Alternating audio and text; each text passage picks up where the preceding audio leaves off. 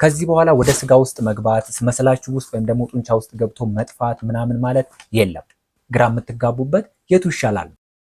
ሶስት አይነት ሴቶች የ3 ወሩ መርፌ እንዲጠቀሙት አልፈልግም። ሰላም የቻናል ቤተሰቦች እንደምን አላችሁ? እንኳን ተመልሰን ተገናኘን። ዛሬ ደግሞ የማሳያችሁ ስለ እርግዝና መከላከያ ዘዴዎች ነው። ሁሉንም የእርግዝና መከላከያ ዘዴዎች በተግባር እንግዲህ እሽግ ሲከፈት ምንድን ነው የሚባለው? ለምሳሌ ይሄ የ12 ዓመቱ ሉፕ የሚባለው ይሄን ይመስላል። የ5 ዓመቱ ጃድል የምንለው ባለ 2 ሮድም ባለ 3 ዓመቱ አለ። እንደዚሁም በየ3 ወሩ የምትወጉት ዲፖ ፕሮቬራ የሚባለው። ሌላው ደግሞ በየቀኑ የምትውጧቸው የተለያዩ ጥምር ኪኒን እና አንድ ኪኒን እዚህ ጋር አሉ። ሁለቱንም ማሳያችኋለሁ። እንደዚሁም የወንድ ኮንዶም ጭምር እኔ ጋር አለ። ሁሉንም የእርግዝና መከላከያዎች በተግባር ዛሬ የምናይ ይሆናል። የትም የማታገኙትን መረጃ ወይም ጠቃሚ ኢንፎርሜሽን ነው ዛሬ የምሰጣችሁ። ሁልጊዜም እንደምለው እኔ ስለ እርግዝና መከላከያዎች ባለሙያው ማወቅ ያለበት ነገር አለ። እንደዚሁም ደግሞ ተጠቃሚው ከሙያው ውጭ ያለ ሰው ማወቅ ያለበት ነገር አለ። ስለዚህ ዛሬ የምነግራችሁ እኔ ከሙያው ውጭ ያሉና ተጠቃሚ የሆኑ ሰዎች የግዴታ ማወቅ ያለባቸው ብዬ የማስባቸውን ነገሮች ነው የማሳያችሁ ማለት ነው። እስከ መጨረሻው ድረስ ተከታተሉኝ። ይህን ቻናል ደግሞ ሰብስክራይብ አድርጉ። ሰብስክራይብ ማድረጋችሁን እንዳትረሱ። ምክንያቱም እንደዚህ በቪዲዮ እየመጣሁ በተግባር የማሳያችሁ በጣም ብዙ የስነ ተዋልዶ ጤና መረጃዎች ስላሉ ማለት ነው፣ እንዳያመልጧችሁ።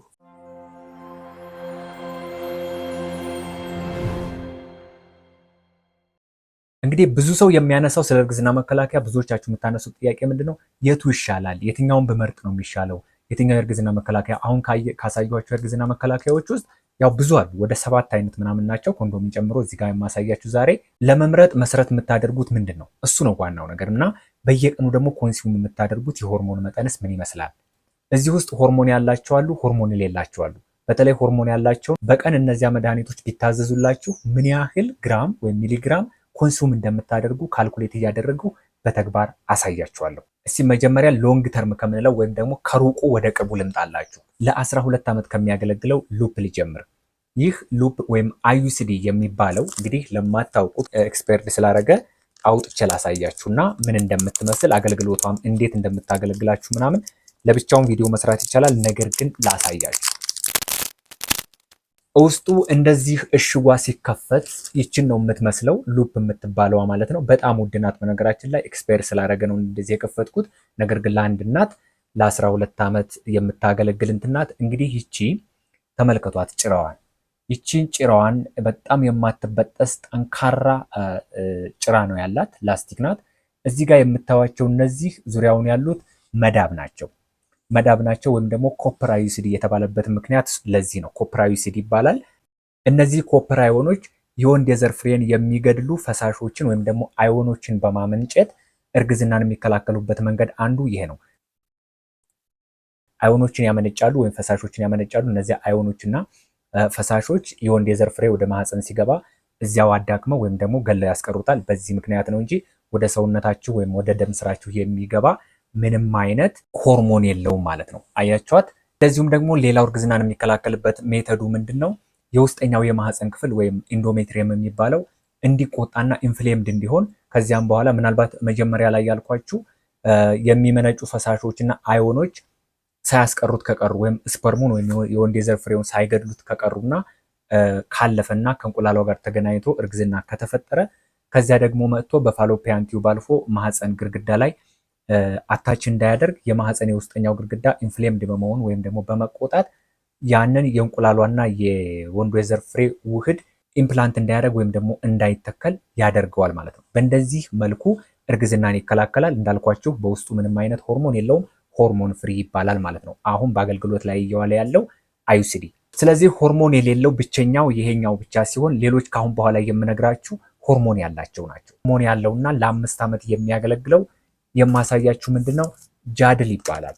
ይህ ምንድነው? እንደምታዩቸው እዚህ ጋር ይታዩዋችሁ ከሆነ 2 ፕላስቲክ ሮዶች አሏቸው። 2 ፕላስቲክ ሮዶች አሏቸው፣ የክብሪት እንጨት የሚያካክሉ 2 አሉ። በዚህ በኩል ደግሞ ስታዩዋቸው ምንድነው? እዚህ ጋር 2 ናቸው።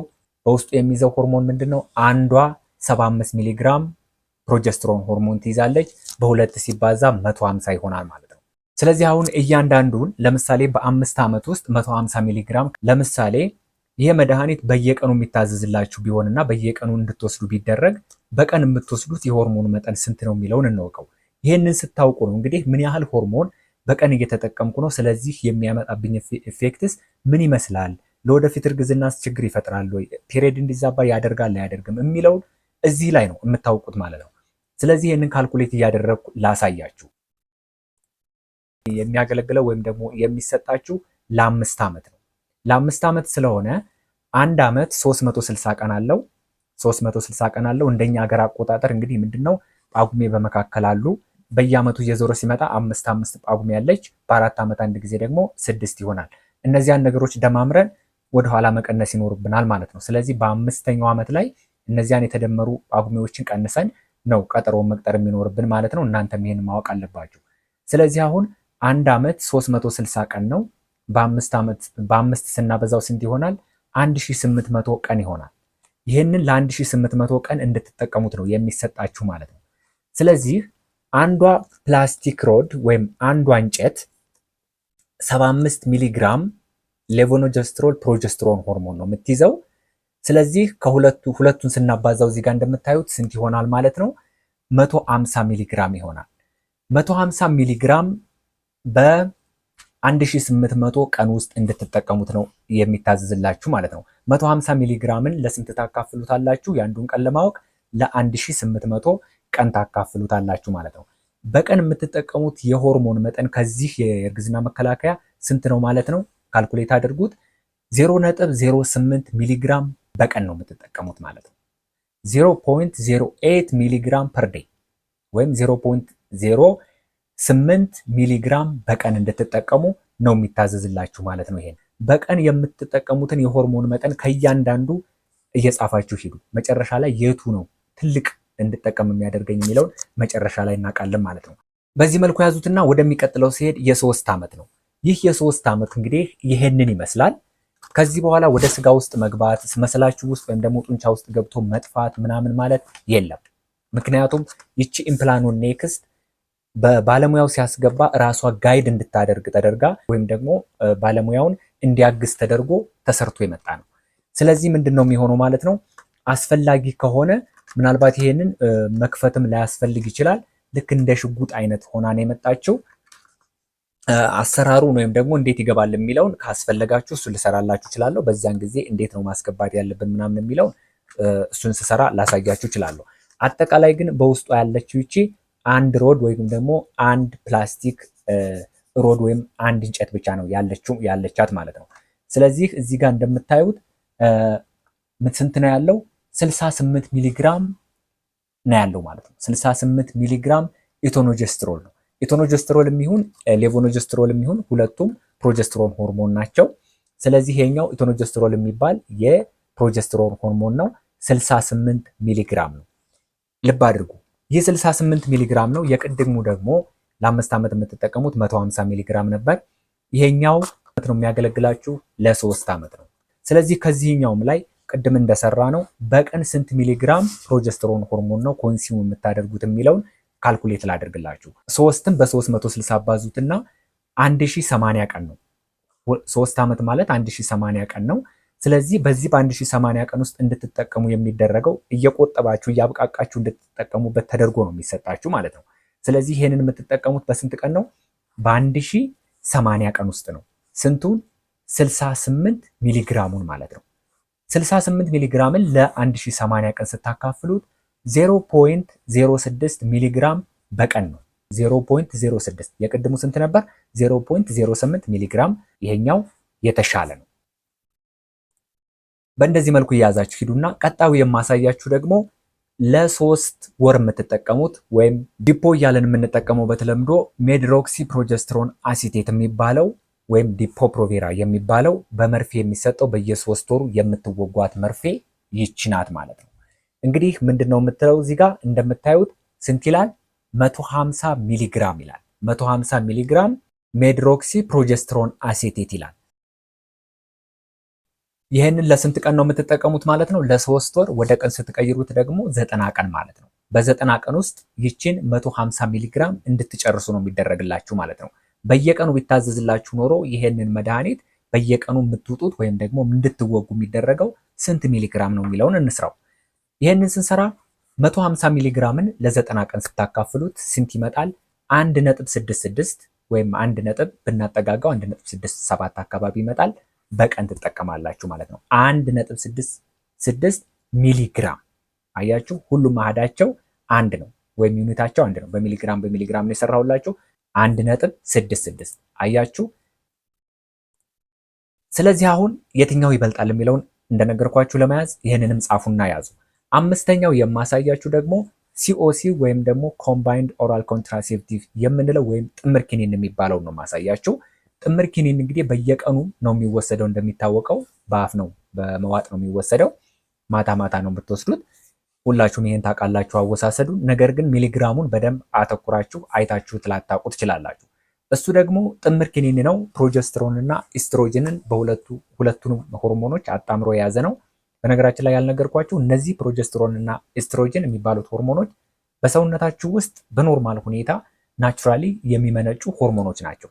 እነዚህ እዚህ ጋር በመድኃኒት መልክ የሚሰጧችሁ የእርግዝና መከላከያዎች ደግሞ እነዚያን በሰውነታችሁ ውስጥ በኖርማል የሚመነጩትን ሆርሞኖች አመሳስሎ ወይም ደግሞ ተመሳስለው የተሰሩ አርቲፊሻል ወይም ሴንተቲክ የሆኑ ሆርሞኖች ናቸው።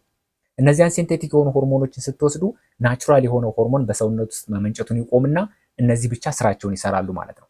ስለዚህ እነዚህ ናቸው። ፕሮጀስትሮን ስንት ይዛል? እንግዲህ ይሄ ነው መድኃኒቱ፣ ይሄ ነው። የተለያየ ከለር ሊኖረው ይችላል። በተለያየ ሀገር የተለያየ ከለር፣ የተለያየ ምርት እንደየ ካምፓኒው የተለያየ ከለር ሊሰጣቸው ይችላል። ነገር ግን ምንጊዜም ቢሆን እነዚህ 21ዱና እዚህ ጋር እንደምታዩት እነዚህ 21ዱና እዚህ ጋር ያለችው ጠርዝ ላይ ያለችው መልካቸው ምንጊዜም ቢሆን ተመሳሳይ አይሆንም።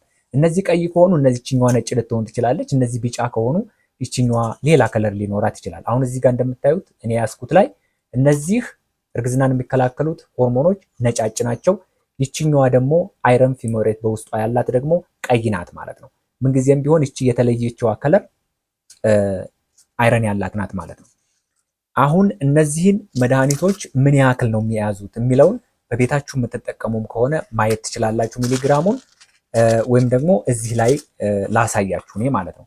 ፕሮጀስትሮን ስንት ይዛል? 0.15 ሚሊግራም ነው ፕሮጀስትሮኑ ማለት ነው። ጥምር ኪኒን ነው። በነገራችን ላይ ይሄ ጥምር ኪኒን ነው። የሁለቱን ድምር ስሩት ማለት ነው። 0.15 እና 0.03 ስትሰሩት 0.18 ሚሊግራም የሁለቱ ጥምር ኪኒን ነው ማለት ነው። ማንኛው ነው የሚበልጠው? ፕሮጀስትሮኑ ይበልጣል ማለት ነው። እዚህ ጋር ሁለቱንም የሆርሞን አይነቶች የያዘ ኪኒን በመሆኑ ለእርግዝና መከላከያን ብቻ ሳይሆን ይሄንን ለምን እንጠቀምበታለን? ለተለያዩ ነገሮች፣ ለምሳሌ ለአብኖርማል ዩተራይን ብሊዲንግ ምክንያቱ ላልታወቀ የማህፀን መድማት፣ እንደዚሁም ደግሞ ፔሪድ ሲዛባ ፔሪድን ለማስተካከል ሬጉላር ለማድረግ እና ለተለያዩ ነገሮች እንደ ሕክምናም እንጠቀምበታለን። ለምንድን ነው የምናደርገው? ኢስትሮጅን ስለያዘ ማህፀን እንዲለሰልስና ለፔሪድ እንዲዘጋጅ ወይም ደግሞ የወር አበባን እንዲያዘጋጅ ስለሚያደርገው የወር አበባ እንዲመጣላቸው ብዙ ጊዜ ይሄንን ኪኒን ከሌሎች የእርግዝና መከላከያዎች ጋር ደርበን ልንሰጥ እንችላለን ማለት ነው። እንደ ሕክምናም ልንጠቀምበት እንችላለን ማለት ነው፣ እንደ ማከሚያ እና ጥቅሞቹ ብዙ ናቸው በነገራችን ላይ ማለት ነው።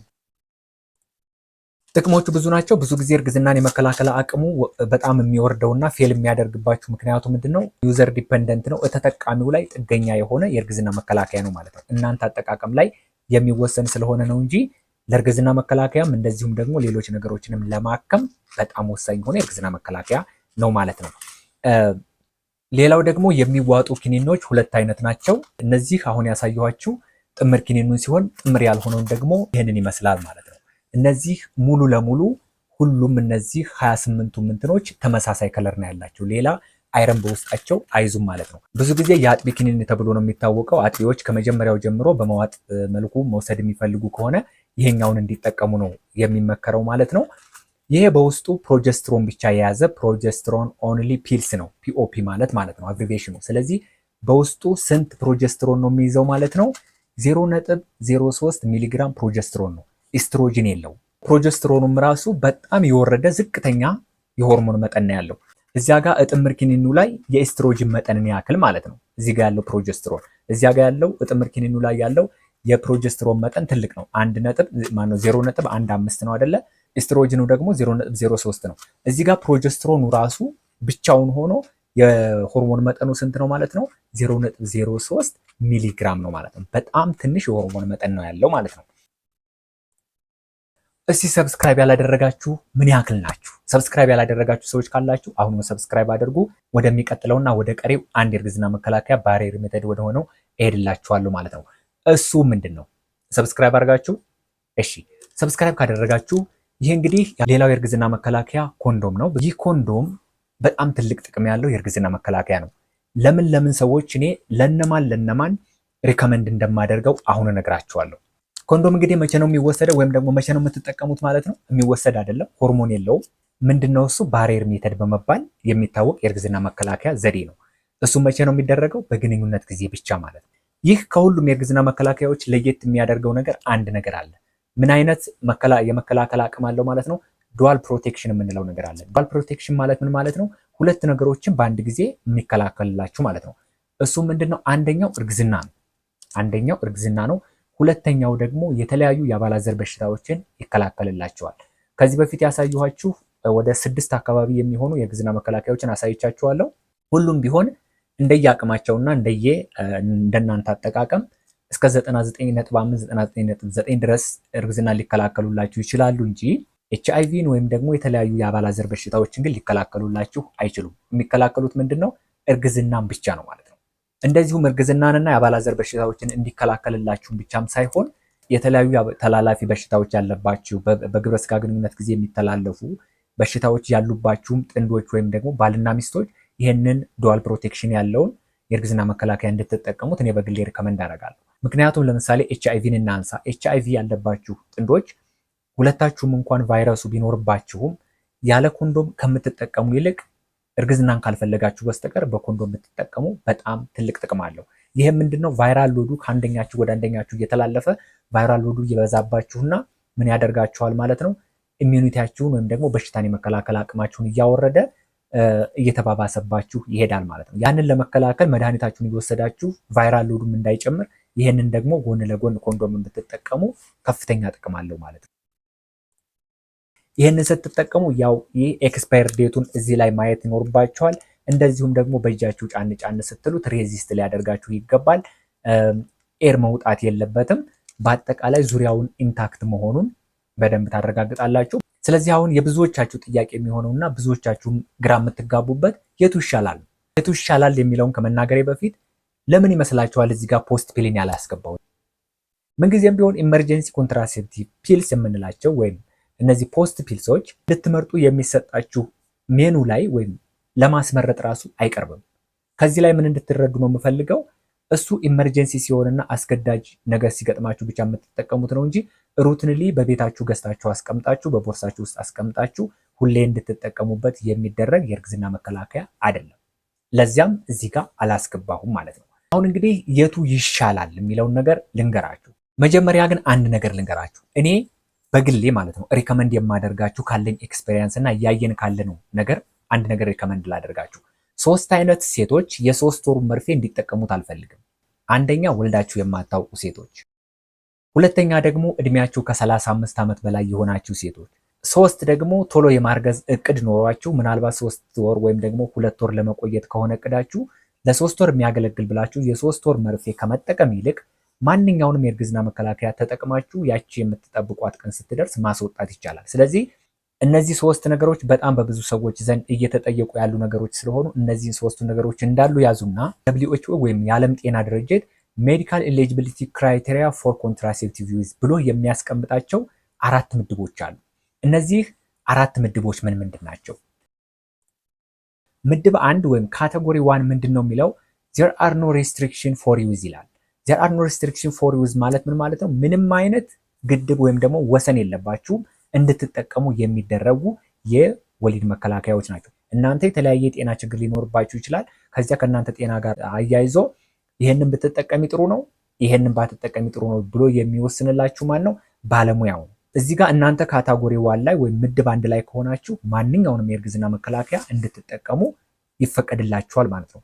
ካታጎሪ 2 ወይም ምድብ 2 ብሎ የሚያስቀምጠው ደግሞ WHO ምንድነው? ጀነራሊ ዩዝ ሰም ፎሎ አፕ ሜቢ ኒድ ይላል። እንደ አጠቃላይ መጠቀም ይችላሉ፣ ነገር ግን የተወሰነ ክትትል ያስፈልጋቸዋል። የተወሰነ የሆነ ጤና ችግር ሊኖርባችሁ ይችላል። እንደ አማራጭ ተወስዶ የሆነ የእርግዝና መከላከያ ይሰጣችኋል። ነገር ግን ለተወሰነ ጊዜ ምን ያስፈልጋችኋል? ክትትል ሊያስፈልጋችሁ ይችላል ማለት ነው። ችግር ሊኖረው ይችላል ተብሎ በተወሰነ መልኩ ስለሚጠረጠር ማለት ነው። ሌላው ደግሞ ካቴጎሪ 3 ወይም ምድብ 3 የሚለው ደግሞ ምንድነው?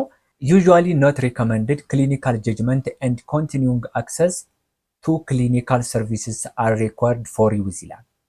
በአጠቃላይ ምን ማለት ነው ይሄ? ከጥቅሙ ጉዳቱ ቢበልጥም የሐኪሙ ወይም ደግሞ የጤና ባለሙያ ውሳኔ ይህንን ከመተው ይልቅ ሌሎች የጤና አገልግሎቶችን አብሮ ጎን ለጎን ለመስጠት የባለሙያውን ውሳኔ ወይም የባለሙያውን ሪስክ መውሰድ የሚጠይቅ ስር ያለው ምንድነው? ካቴጎሪ 3 ይባላል ማለት ነው።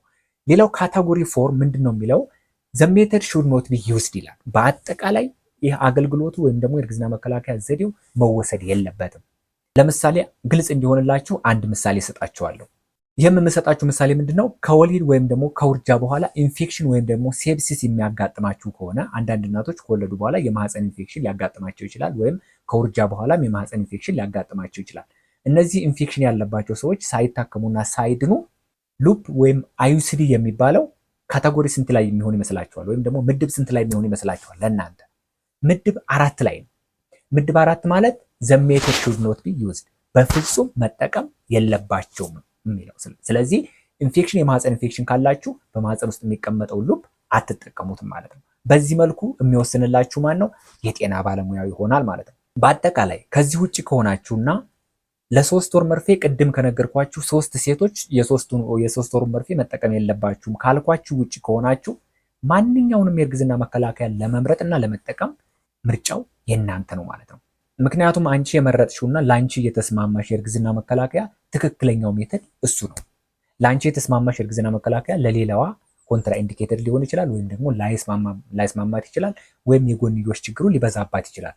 የጎንዮሽ ችግሩ ሲበዛ አንዳንዴ ሊታከም ይችላል፣ አንዳንዴ ደግሞ ከቁጥጥር ውጭ ይሆንና የማይታከም ከሆነ ይቀየራል ማለት ነው። እንደዚህ እያላችሁ እዚህ ጋር ካሳየኋችሁ በተለይ 6ቱን እየቀያየራችሁ ከተጠቀማችሁ በኋላ የሚሻለውንና ለእናንተ የሆነውን ትመርጣላችሁ።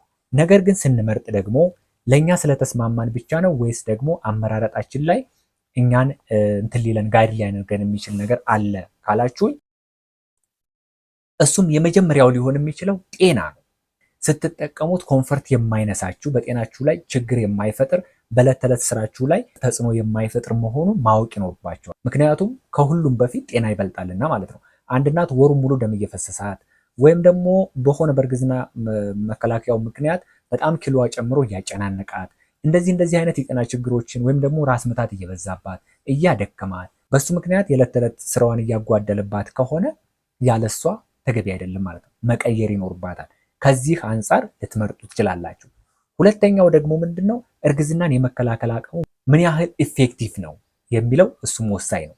ባለሙያው የትኛው ይሻልሻል፣ እነዚህ አሉ፣ ይሄኛው የጎንዮሽ ችግሮቹ ጉዳቶቹ ይሄን ይመስላሉ፣ ጥቅሙ ደግሞ ይሄን ይመስላል፣ ይሄኛው ደግሞ ይሄን የመሳሰሉ ጉዳቶች አሉት፣ ጥቅሞቹ ደግሞ ይሄን እንደዚህ አይነት አሉት። ከዚያ ውስጥ ካስመረጣችሁ በኋላ እናንተ የራሳችሁን ውሳኔ እንድትወስኑ ይደረጋል ማለት ነው። ምንጊዜም ቢሆን በእርግዝና መከላከያዎች ላይ ምን የሚባል ነገር አለ? ካውንስል ኖት አድቫይስ ይባላል። ካውንስሊንግ ማለት ምን ማለት ነው? መረጃ መስጠት ወይም ደግሞ ማስገንዘብ፣ ግንዛቤ መፍጠር ነው። አድቫይስ ግን ምክር ነው። ስለዚህ እንደኔ ይሄን ተጠቀሚ አይባልም። ይሄኛው እንደዚህ አይነት ጉዳቶች አሉት፣ ይሄኛው እንደዚህ አይነት ጉዳቶች አሉት፣ ይሄኛው ይሄን ጥቅም አለው፣ ይሄኛው ይሄን ጥቅም ይሰጣል። ከዚያ በኋላ መምረጥ የእናንተ ፋንታ ነው የሚሆነው ማለት ነው። ሌላው ደግሞ ምናልባት አገር ውስጥ ያላችሁ እስካሁን በፈንድ ስለሚመጣና ነፃ ስለሆነ ክፍያ የለውም። ክፍያ የሚከፈልባቸው ሀገሮች ላይ ግን በክፍያም አንዳንድ ጊዜ ከዋጋው አንጻርም ለመምረጥ የምትገደዱበት ሁኔታ ይኖራል። እኛ ሀገር እንግዲህ ምንድነው ታዳጊ ሀገሮች ላይ በጣም ሰዎች የመክፈል አቅማቸው ዝቅተኛ ነው ተብሎ ስለሚታሰብና በክፍያ ይህ ኮንትራሴፕቲቭ ሜተድ የሚሰጥ ከሆነ አብዛኛው ሰው አፎርድ ስለማያደርግ በራሱ ይወልዳል ወይም ደግሞ ሰው በጣም በከፍተኛ ሁኔታ ፖፑሌሽን ግሮዝ ሊኖር ስለሚችል ብለው ፈርተው ለኛ ሀገራት ምን ያደርጋሉ? በነፃ ፈንድ ያደርጋሉ ማለት ነው። ግን ውሎ በክፍያ የሚሆንበት ጊዜ ላይ እሱም እንዳንድ ክራይቴሪያ ሊገባ ይችላል ማለት ነው። ሌላው ደግሞ ምንድነው ከአጠቃቀም አንጻር ምን ያክል አስቸጋሪ ነው ወይስ አስቸጋሪ አይደለም፣ አንዳንድ መስፈርት ሊያዝ ይችላል ማለት ነው። በእርግጥ ለምሳሌ አንዳንድ ጥሩ የሆኑ የእርግዝና መከላከያዎችን ሰዎች ሆስፒታል ሄደው ሰውነቴን አላሳይም ወይም መታየት የለብኝም ከሚል ፍራቻ ሳይጠቀሙ የሚቀሩባቸው ሁኔታዎች አሉ። ይሄ ግን ሊቀረፍ ይገባዋል። ምክንያቱም ለምሳሌ የማህፀኑን መጠቀም እየፈለጉ የማህፀኑ ጥሩ እንደሆነ እያወቁ ግን ሄጄ እዚያ ሰውነቴን ገልጬ እንደዚህ ብዬ በማህፀን ገብቶ ምናምን የሚለውን ነገር በኢማጂን ያደርጉና ይተውታል ማለት ነው። ይህ ኖ ማተር ለባለሙያ የእናንተ ማንነት የእናንተ አካል መታየት ነቲንግ ነው። ለምሳሌ የማህፀኑን ሪከመንድ እያደረግኳቸው አይደለም፣ ግን ለምሳሌ ብዙ ሰዎች አመለካከታቸው ትንሽ ከእውነታው ዘወር ያለ ስለሆነ ነው ይሄንን ብላችሁ ማለት ነው። ለምሳሌ የማህፀኑን ብትጠቀሙ ማደንዘዣ ያስፈልገው፣ ያለ ማደንዘዣ ነው የሚገባው፣ ሲወጣም ያለ ማደንዘዣ ነው የሚወጣው ማለት ነው። ብዙ ጊዜ የምትሳሳቱት ምንድን ነው? ለምሳሌ የ3 ወር እቅድ የሚኖራችሁ ከሆነ ለ3 ወር ነው መቆየት የምፈልገው ካላችሁ ብዙ ጊዜ የምትጠቀሙት የ3 ወር መርፌ ነው። እንደዚህ አይደለም። ማንኛውም የእርግዝና መከላከያ ዛሬ ያስገብታችሁ ነገ ማስወጣት ትችላላችሁ። እቅዳችሁ 2 ወርም ቢሆን የ12 ዓመቱን መጠቀም ትችላላችሁ፣ ችግር የለውም። እቅዳችሁ 1 ወርም ቢሆን የ5 ዓመቱን መጠቀም ትችላላችሁ። የ3 ወር የ4 ወርም ቢሆን የፈለጋችሁትም ማለት ነው። ሪስትሪክሽን የለውም። እናንተ የምትጠቀሙበት ከሆነ ብቻ 12 ዓመት ይቆያል ወይም 5 ዓመት ይቆያል ማለት ነው እንጂ ያቺ ቀን እስከምታልቅ ድረስ መጠቀም ግዴታ ነው የሚል ምንም አይነት ህግ የለም። የ3 ወር መርፌ ስወጋ ነበረ፣ የ5 ዓመቱን ስጠቀም ነበረ። ካቋረጥኩት ወይም ደግሞ ካወጣሁት በኋላ እርግዝና እምቢ አለኝ፣ ፔሪየድ አይመጣም፣ እንደዚህ የምትሉ ሰዎች በአብዛኛው ዲፐንድ የሚሆነው ምን ላይ ነው ማለት ነው? የምትጠቀሙት የሆርሞን ብዛት ላይ ይወሰናል። ለረጅም ጊዜ ብዙ ሆርሞንን እየተጠቀማችሁ በሄዳችሁ ቁጥር በውስጣችሁ የምትጠቀሙት አርቲፊሻል ሆርሞን ብዙ የሆነ በሄደ ቁጥር እንደገና ደግሞ ያንን ስታቋርጡ ሰውነታችሁ በኖርማል ሁኔታ የሚያመነጫቸውን ሆርሞን ለማመንጨት በመካከል እነዚህ አርቲፊሻል በሆኑትና ናቹራል በሆነው ሆርሞን ማመንጨት መካከል ላይ የሆነ አጀስትመንት እስከሚሰራ ድረስ ይቆያል ማለት ነው። ይህም ሆርሞናል አጀስትመንት ዲሌይ በመካከል ይፈጠራል። እነዚህ ነገሮች ምን ሊያደርጓችሁ ይችላሉ? ፔሪየዳችሁ እንዳይመጣ ሊያደርግ ይችላል። ፔሪየድ እንዲበዛ ሊያደርግ ይችላል። ከዚህ ጋር ተያይዞ እርግዝና ለተወሰነ ጊዜ እንዳይፈጠር ሊያደርጋችሁ ይችላል ማለት ነው። በዚህ ምክንያት ነው እንግዲህ እንደየሰው ይለያያል። ለአንዳንዱ ወዲያው እርግዝና ሊፈጠርለት ይችላል። ለአንዳንዱ 2 ወር፣ ለአንዳንዱ 3 ወር፣ ለአንዳንዱ 6 ወር፣ ለአንዳንዱ ዓመት፣ ለአንዳንዱ እስከ 2 ዓመትም ሊቆይ ይችላል። ነገር ግን እኔ ጤናማ ነው ብዬ የማስበው እስከ 6 ወርና ቢበዛ እስከ 1 ዓመት ነው። ከ1 ዓመት በኋላ ከበዛባችሁና ከቆየ ምናልባት ከበስተጀርባ ሌሎች ኮዞች ወይም ደግሞ ችግሮች ሊኖሩ ስለሚችሉ በዚያ ከዚህ በፊት ስጠቀመው በነበረው የእርግዝና መከላከያ ምክንያት ነው አልፈጠር ያለው ወይም ፔሪየድ አልመጣ ያለው ብላችሁ ከመቀመጥ ይልቅ እንደዚህ ሲቆይባችሁ ምርመራዎችን ብታደርጉ እየተሻለ ነው። ይህ ቪዲዮ እንደጠቀማችሁ ተስፋ አደርጋለሁ። ሰብስክራይብ ሳታደርጉ ረስታችሁ እስካሁኗ ደቂቃ ድረስ ቆይታችሁ ከሆነ ሰብስክራይብ እንደምታደርጉ እርግጠኛ ነኝ። ቪዲዮውንም ላይክ አድርጉት። ለተለያዩ ሰዎች ደግሞ ሊጠቅም ስለሚችል ሼር አድርጉላቸው። ለግል ጥያቄ ደግሞ ከፈለጋችሁ ቲክቶክ አካውንቴ እዚሁ ስር ሊንኩ አለላችሁ። በሱ ስር እየገባችሁ መጠየቅ ትችላላችሁ። የተከታተላችሁን ስለነበር አመሰግናለሁ። ቸር ያገናኘን ከሙሉ ጤና ጋር